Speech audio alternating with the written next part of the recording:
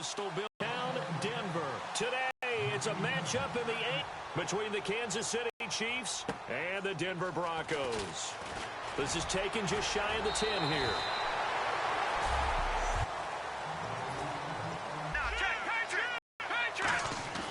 They'll try and start this drive in the air. Throwing to him. But sometimes the little guys, they get lost in there. People can't really locate them, and they run that quick cut on them. It'll bring up a 2nd and 9.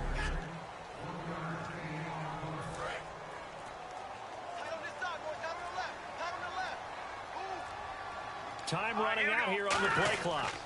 Going to give this time to the tailback. And he'll be taken down. But we talk about slot receivers, and they're usually known as quicker than fast. In this case, we've got a guy who's quick and fast, and he used it to great advantage. Some runs are blocked so well, you almost forget that someone has to carry the ball to gain the yardage. The leverage by the offensive line to create space up front, really well done. It's a 10-yard pickup, and it moves the chains. And he's already got 2 catches on the opening drive. They know he's going to be a handful. And sometimes you game plan for that offensively. You want to make sure that guy touches the ball, and sometimes it just happens naturally. And then you change your game plan. When he has the hot hand, you keep going back to him because he's running routes with confidence as the game goes on. 2nd down, 8. Play clock winding down. He'll look to throw. This drive is turning into an extended one, and the guy carrying the ball, he's becoming more like a body blows guy. Every carry is putting some damage on the defense. So after a while, I'm not too sure how many guys are going to want to run up and tackle him. This will be play number 9 coming up on this relatively long opening drive as they look to convert on 3rd down. Sometimes play calls boil down to philosophy. You know you're back alongside Charles Davis. I'm Brandon Gaudin. It's Bronco football to begin quarter number 2. And they're driving, but they come up on a 3rd and short here. This will be play number 9 coming up on this relatively long opening drive as they look to convert on 3rd down. Now they'll run it on the toss. And he will maneuver his way down to about the 7. He needed 2, he got 1, and that's going to leave him with 4th down and a yard. And, partner, when you run the ball on 3rd and 2, you're telling the whole world you've got nothing but confidence in your offensive line and your runner, and you expect to get it. But they were stuffed on that play, only got 1 yard. Great job by the defensive front, the linebackers, everyone. And he is into the end zone for a Denver touchdown. A great play there. His 4th touchdown on the year. And the Broncos are in for 6. That's just a solid, methodical drive to start this game. And how about how it culminated? Doing exactly what they wanted to do, getting the ball downfield, and then running it into the end zone.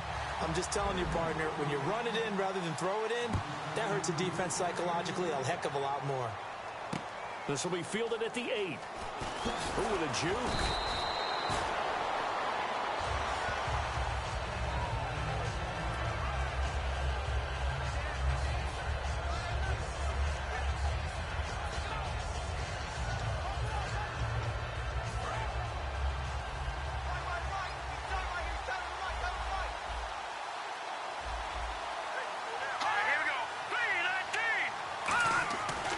Come out throwing here to start the drive. He's got a man. It's his fullback. It'll be a gain of 6, and it'll be a 2nd down. It's interesting because when I'm watching college football and I'm evaluating guys for the draft now, my list of fullbacks, pure fullbacks, it's a very short list. I'm probably evaluating more punters and kickers now than I am fullbacks. But it doesn't matter what you call a position, it's who you put there, and there we saw completion. So many teams want to throw the ball in this situation nowadays, but I love watching a team that has enough confidence to go ahead and run the football in that situation. That's almost a tendency breaker. Looks like the defense in press coverage here. Does for more. I kind of get why those old school coaches sometimes didn't want to throw the football, because if it's popped up in the air, it almost turns into slow motion, and both sides trying to get to the football, and you're holding your breath wondering whether it's going to go good or bad for your team. Now he'll look to throw here on 2nd and 10, and he'll be brought down right at the... Broncos go to a nickel set on 3rd down. Yeah, they've got an extra DB out there. And they'll go on the ground. And he has the first down yardage before they bring him down right at the 45. All right, it's football 101 to know that the quarterback controls just about everything on offense, but a lot of times what gets missed is that the center controls line play. He has to communicate to the guards and the tackles what type of front they're facing, how they're going to block it, and what adjustments need to be made sometimes on the fly as a defense will shift. Give the center a lot of credit because for the most part, he's got big defensive linemen over his face all game long that he's got to try and block and protect his quarterback and create space for his runner. In this case, he did a really nice job of communicating and executing. Well, coaches always talk about finding balance on offense. I don't think you can get much more balance than this. Big-time run, big-time pass. A 1-2 combination. Looked pretty good. How about that? Let's see if they can continue to take that kind of a punch, though.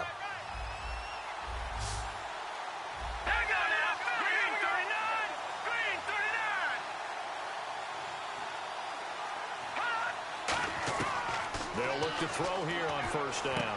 Quick hitter here, it's complete. And down inside the 15, shy of the 10. 11 yards on the pickup. Good enough for a Kansas City first down. And now the passing game here in the second quarter starting to heat up a little bit. Don't you feel the rhythm starting to happen, right? You see it now. The confidence is starting to rise. I think now as a play caller, because that has happened, you lean on it a little bit more. You don't go totally away from running the football. But you do say, guess what? We can throw it well with a whole lot of confidence. 2 yards on the carry there. It'll be second down. That's a good play by the guys on the defensive side of the ball. Held them to a gain of 2. And that changes the playbook a little bit now for the guy calling plays. 2nd and 8. Now he's got to probably think about going to the air instead of maybe staying with the ground game.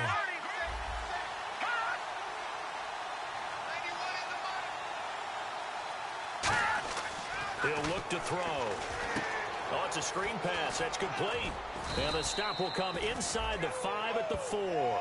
Give him 5 on the screen play, and that'll set up a third down.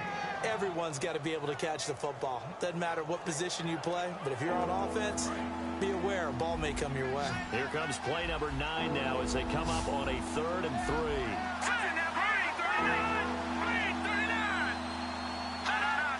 Someone moved, flag is out. That's going to be 5 yards. And that'll drive coaches crazy. You work all week on dealing with loud crowds, on dealing with motion, and then you have a guy jump. Out of the huddle now for play number 9 on this drive. This is 3rd down and 8.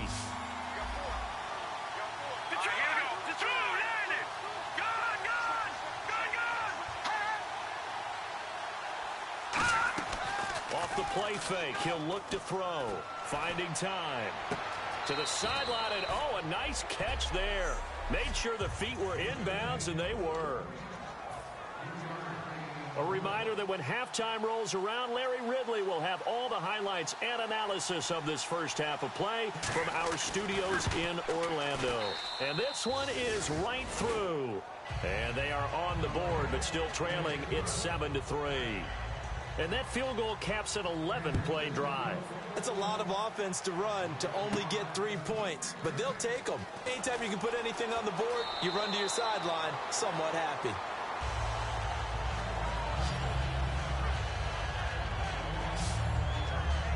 The Chiefs defense here ready to head back out onto the field. They have to recover a little bit. Last time they couldn't stop the run. They really couldn't stop the pass either. And it wasn't just physically. It's mentally because the offense appears to be a step ahead of them. No matter what they call, it's working. So they've got to get something figured out. And usually you need a big play to get things turned around. They gave up the touchdown on that balance attack last drive. Now this drive.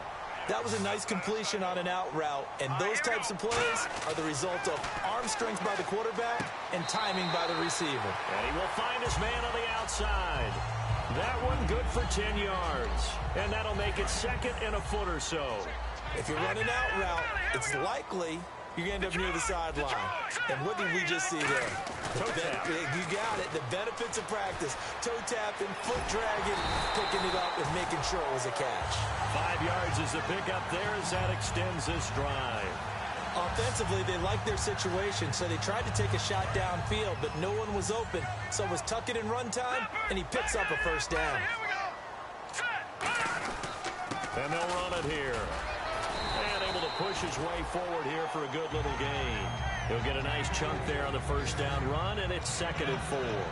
And that looked like some pretty easy yardage there right up the gut. And he's a guy that has some height to him. So when you don't have to drop a shoulder or create or get through contact or trash, it makes it a lot easier to stay upright, see the field, and make a run as we just saw there. And a quick throw here, that's complete. Now hold everything here. We're going to get a timeout by the offense. It's just their first, so they'll have 2 remaining here before we get to halftime. Here we go now. They'll look to throw now on first down. And that will be caught, but out of bounds. Out of bounds, ruled incomplete here. I don't know about you, but I wanted to reach out of the booth and snatch that pass myself. That thing floated forever up there. I think that threw off the timing of the receiver. That's why he couldn't get his feet down even though he caught the ball.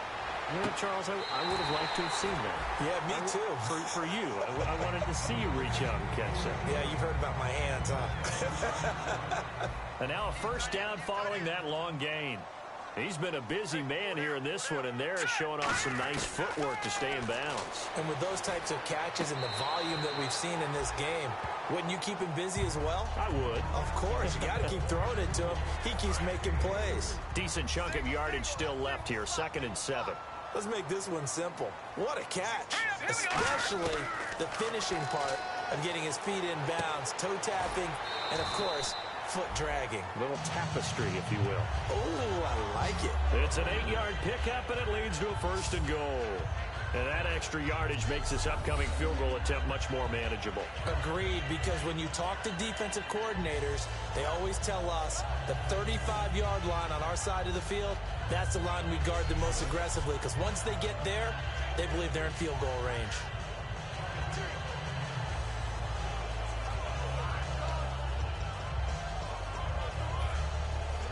So with 1 second left in the half, on is the field goal unit.